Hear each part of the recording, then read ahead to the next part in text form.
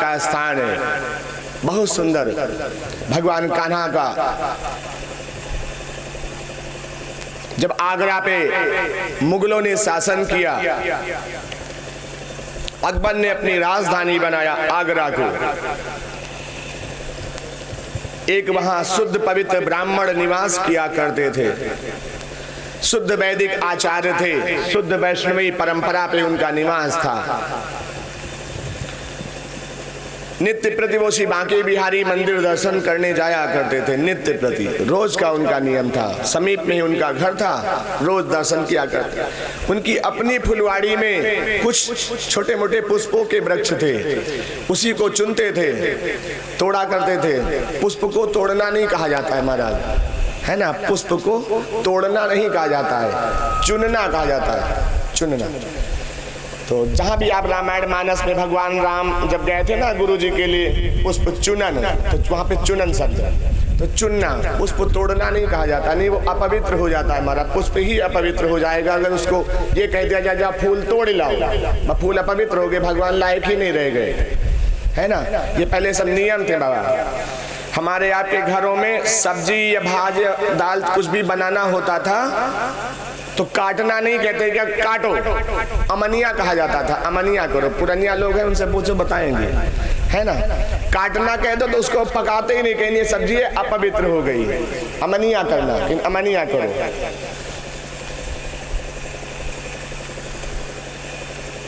पंडित जी के मन में विचार आया कि आज हम गुलाब की शुद्ध टोकरी आज ठाकुर जी को अर्पण करेंगे।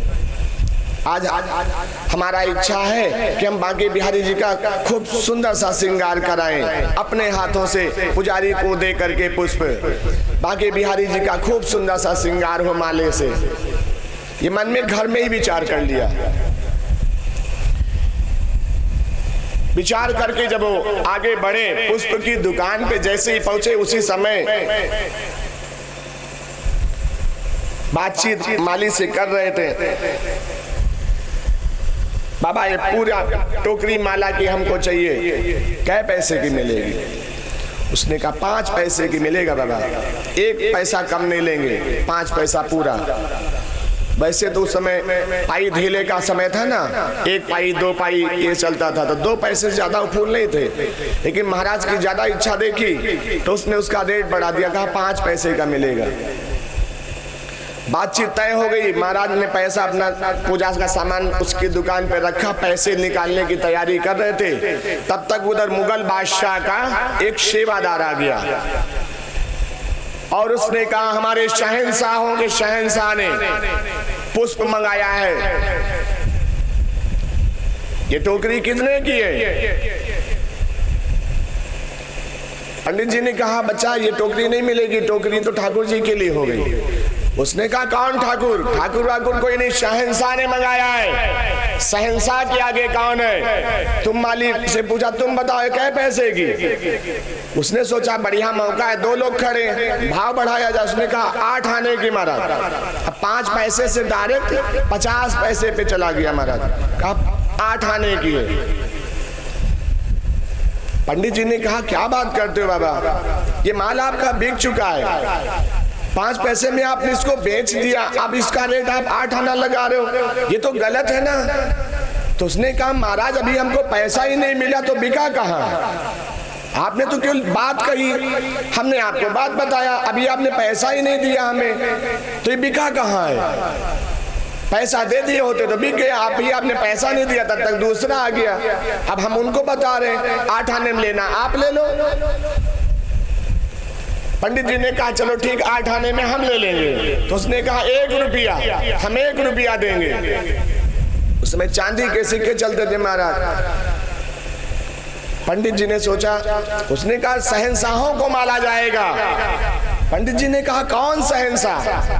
जो जीता और मरता हो उसे शहंशाह नहीं कहते, शहंशाहों को जन्म देना और मृत कर देना हमारे ठाकुर जी का काम है, उनके लिए श्रृंगार जा रहा है,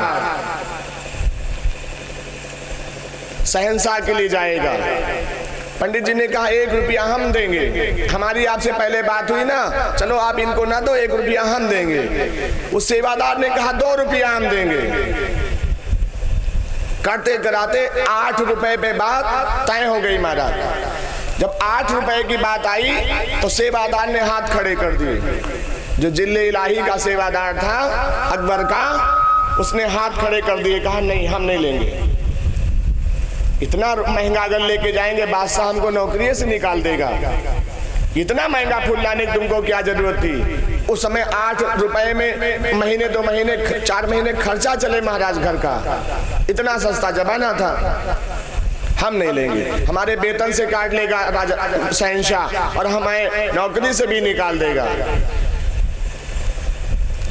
माली ने पंडित जी से कहा बताओ महाराज तुम्हारी क्या इच्छा है। अब देंगे तो 8 रुपए में देंगे, चाहे हम जमुना जी में भले फेंक आए, लेकिन 8 रुपए से 7.5 नहीं लेंगे। देंगे तो 8 रुपए में, भले हम इसको ऐसे फेंक आए कहीं जमुना जी में फेंक आए, लेकिन बेचेंगे नहीं इससे सस्ता। पंडित जी ने कहा कोई बात नहीं, अगर बात हुई है तो हमारे ठाकुर जी के लिए बात है, हम देंगे। तुमको हमारी बात पे विश्वास है ना। जो उनके पास था 10, 20, 50 पैसा वो उन्होंने दिया और कहा हम पड़ोस में ही रहते हैं, तुमको हमारी बात पे विश्वास है कि नहीं है। कहीं नहीं महाराज आपके ऊपर विश्वास है, आप जो कहते हो वो करते हो। उसी 8 रुपए में महाराज उसके घर के सारे बर्तन बिक गए, पंटाइन के जेवर बिक गए, उसका घर बिक गया उस 8 रुपए में। दांव पे लगा दिया, घर तक बेच दिया, पंटाइन के सारे जेवर बिक गए, घर के फूल पीतल के सारे बर्तन बिक गए महाराज। जब वो माला टोकरी में लद के अब वो ठाकुर जी के श्रृंगार के लिए लेके जाता है, अर्पण किया। गर्भगृह के पुजारियों ने जैसे वो माला ठाकुर जी को डाला, शिवा के बिहारी की मूर्ति में गर्भगृह में जैसे उनको पहनाया है, ठाकुर जी की गर्भगृह की मूर्ति झुक गई महाराज, ऐसे उनका गला ऐसे झुक गया, हाहाकार हो गया, पूरे मथुरा में हाहाकार हुआ। ये सत्य घटना है महाराज, ये इधर उधर की बात नहीं है, एकदम सत्य और यथार्थ घटना है। भक्तमाल कथा में एक नाभादास जी थे, तो नाभादास जी के जो शिष्य रहे बाबा हरिहर दास जी, ये उनकी कथा है। नाम नहीं बताना चाह रहे थे लेकिन अब बताना ही पड़ गया। तो भक्तमाल की बहुत सिद्ध कथा है। जब उनका सर झुक गया, शिवा के बिहारी जी का, ठाकुर जी का, भगवान कान्हा का सर झुक गया, लोगों ने देखा शायद मूर्ति टूट गई, खंडित हो गई क्या, गर्भगृह की मूर्ति खंडित हो गई। पुजारियों में हड़कंप हो गया, मठाधीश को बुलाया गया, भगवान आज तो पता नहीं कैसा अनर्थ हो गया। पुजारी थर-थर कांपने लगे, अब हमारा क्या होगा, महंत जी क्या करेंगे हमारा, ये तो मूर्ति खंडित हो गई। जब वहां से आए महंत जी को बुलाया गया, सब पुजारी लोग दौड़ के आए, क्या हुआ, अरे हमारा बहुत बड़ा अनर्थ हो गया, ठाकुर जी की मूर्ति खंडित हो गई। देखिए जब लोगों ने देखा तो खंडित नहीं हुई थी, वो टूटी नहीं थी, सर उनका झुक गया। सब लोगों ने 2 घंटे खड़े होकर वैष्णवी प्रार्थना किया, परमात्मा ये आपकी क्या लीला है। मूर्ति से गर्भगृह से आवाज आती है, ऐ पुजारियों ये माला उतार करके हमारे सन्मुख रख दो, इसे हम देखना चाहते हैं। इसमें इतना भार है ना कि हम उसको सहन नहीं कर पा रहे। एक भक्त ने हमारी महत्ता को कायम करने के लिए बादशाह के सेवादार को, मतलब बादशाह को हरा दिया, जो इस समय पूरे धरती पे शासन करना चाह रहा है। एक गरीब भगत ने, हमारा जो अनंत प्रेमी है, उसने उसकी महिमा को खत्म किया अपने ठाकुर जी की महिमा के लिए, उसने अपना सब बेच दिया। इसलिए इस माला का हम भार नहीं सह पा रहे हैं। तुरंत अपनी भार्या महारानी रुक्मिणी की तरफ निगाह किया, जो स्वयं अनंत भूषिता माता लक्ष्मी का अवतार है। उन्होंने कहा देवी क्या तुम्हारे रहते हुए ये भक्त सदा गरीब रहेंगे? प्रभु की इच्छा का नाम ही माया है। जैसे प्रभु ने इच्छा किया, उधर महाराज जो ब्राह्मण थे बाबा हरिहर दास जी, उनको तुरंत एक राजस्थान के यहाँ वृंदावन से एक गोविंद बल्लभ ठाकुर जी हैं, कई ठाकुर जी हैं जो राजस्थान चले गए महाराज। जब यहाँ अकबर ने चढ़ाई किया तो मथुरा और वृंदावन के कई ठाकुर जी, गोविंद बल्लभ जी और ठाकुर विक्रमादित्य जी, बहुत सारे जो महर्षियों ने स्थापनाएं कराई थी। जब यहाँ हुआ तो उन्होंने रात में प्रेरणा दिया, हमको हटाओ यहाँ से, हम यहाँ रहना नहीं चाहते, नहीं वो हमारी मर्यादा खंडित करेगा, फला को बुलाओ। तो वहां से सेठ लोग नाम बता देते थे ठाकुर जी, तो वहां सेठ लोग आए, गोविंद बल्लभ जी को लेके राजस्थान चले गए। गोविंद बल्लभ जी का वहां बहुत विकराल भव्य मंदिर बना हुआ है राजस्थान में। तो कई ठाकुर जी यहाँ से पलायन कर गए। गोविंद बल्लभ जी का गंधर्वों ने मंदिर बनवाया था वृंदावन में, मथुरा जी के रोड, वृंदावन जब जाइए तो मथुरा जी की रोड पे पड़ता है, बहुत दिव्य और भव्य गंधर्वों ने बनाया था। एक गरीब ब्राह्मण थे, वो सदा भागवत किया करते थे। गंधर्व एक था जो वयोवृद्ध ब्राह्मण के रूप बना करके रोज उनकी भागवत सुनने आता था। उस प्रसाद ने तुलसा पत्र और गंगा जल जब उनके हाथ पे दे, सबको दे, उनको भी आखिर में दे।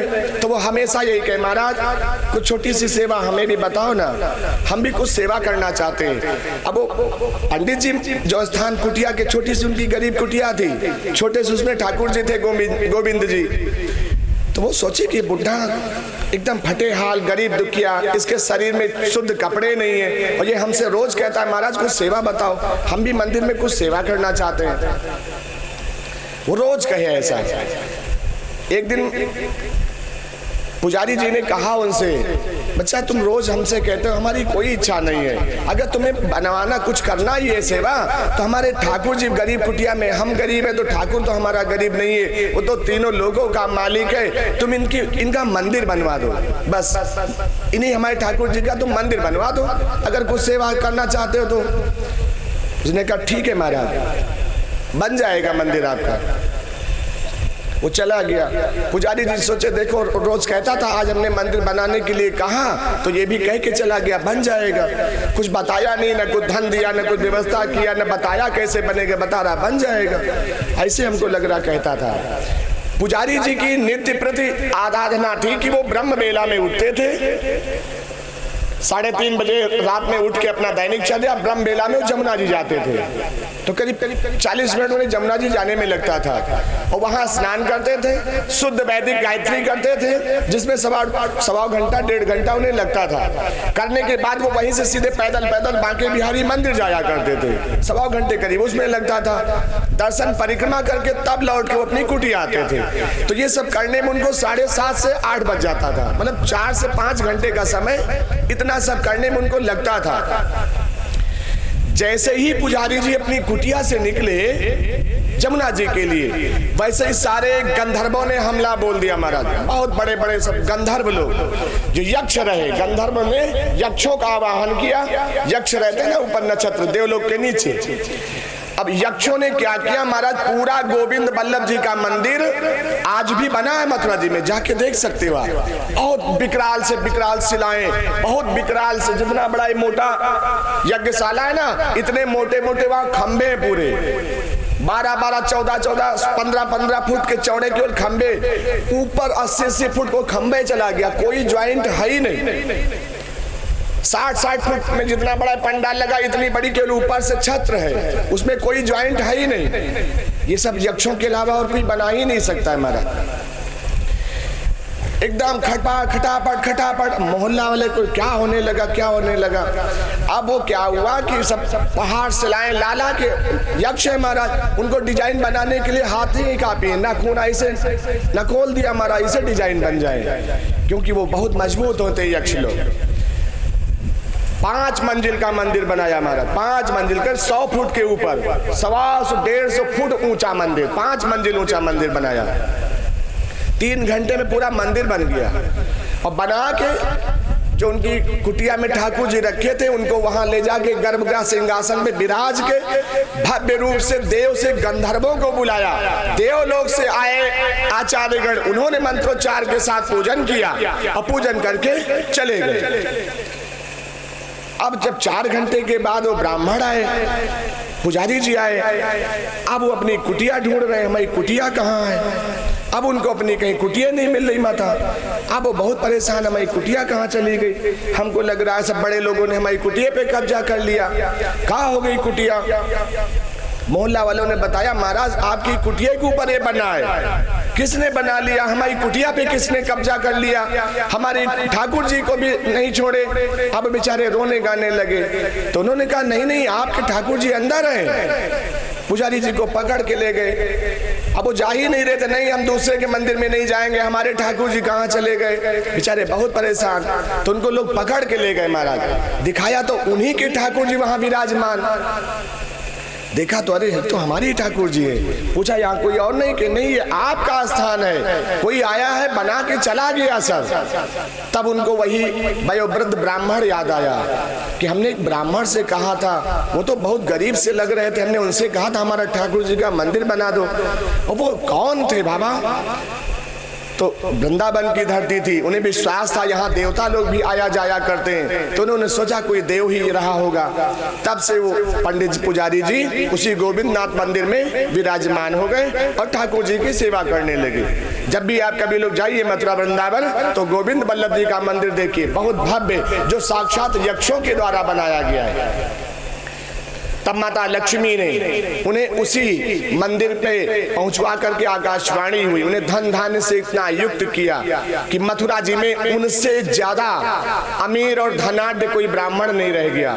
उनके यहाँ हाथी घोड़े बंधने लगे, बड़े बड़े साम्राज्यिक राजा से उनका संबंध हो गया, अच्छे वैदिक आचार्य बने, जिस कारण से वो जहां भी बुलाए जाएं उन्हें धन धान्य से युक्त कर दिया जाता था। परमात्मा उनके ऊपर इतना प्रसन्न हो गया। बोलो भक्त और भगवान की। तो भक्तों की श्रद्धा परमात्मा को भी झुका देती है भगवान। अगर भक्तों में श्रद्धा हो, अर्पण करने का भाव हो, तो वो परमात्मा को भी झुका देता है। यही परमात्मा सार है प्यारे। कथाएं हमें जीवंत रखती